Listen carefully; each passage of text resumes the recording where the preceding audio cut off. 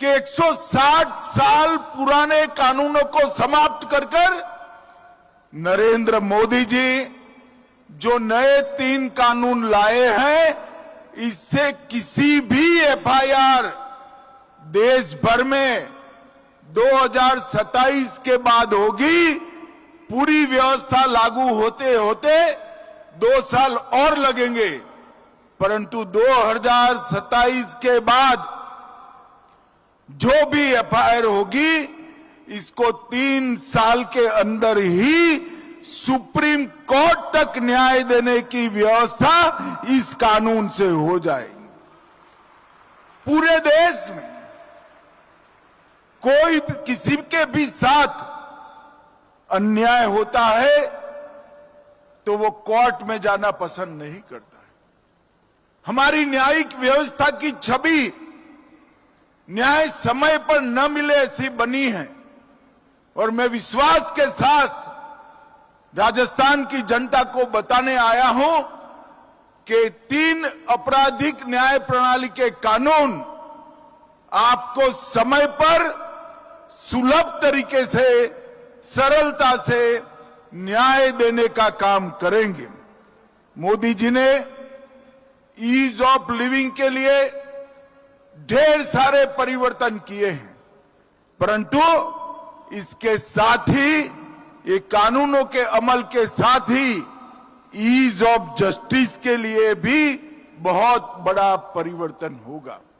और मित्रों, मैं कहना चाहता हूं कि कानूनों के माध्यम से हमारी आपराधिक न्याय प्रणाली, क्रिमिनल जस्टिस सिस्टम दंड की जगह न्याय से प्रेरित होकर काम करेगी।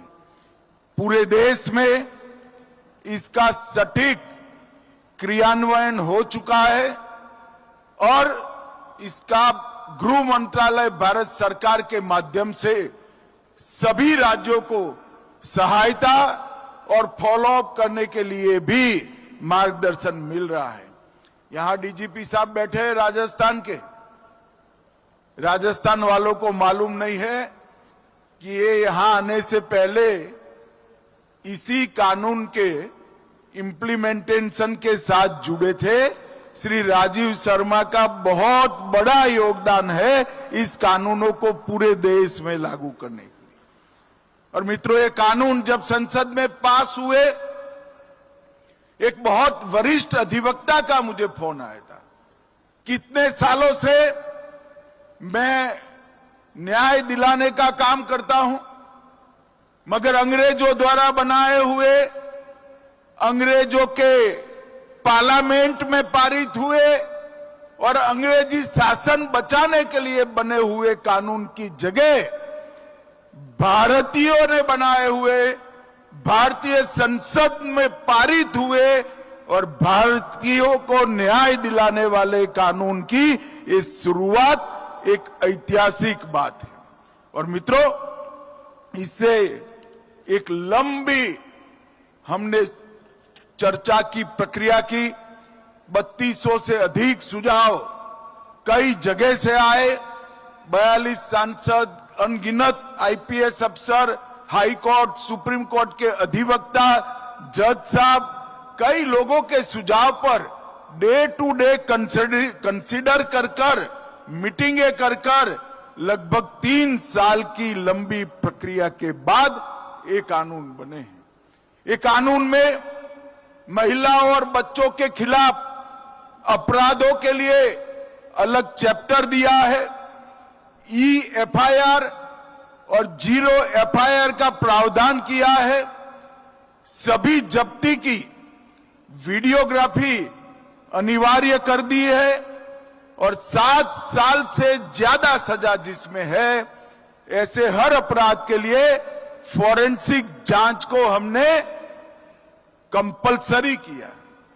और मैं आज राजस्थान की जनता को बताने आया हूं, राजस्थान में सजा कराने का दर 42% था, 42%। पुलिस 100 लोगों को पकड़ती थी, इसमें से सिर्फ 82 लोगों को सजा होती थी। ये कानून लगाए हुए एक ही साल हुआ है और ये 42% को हम 60% तक पहुंचाए।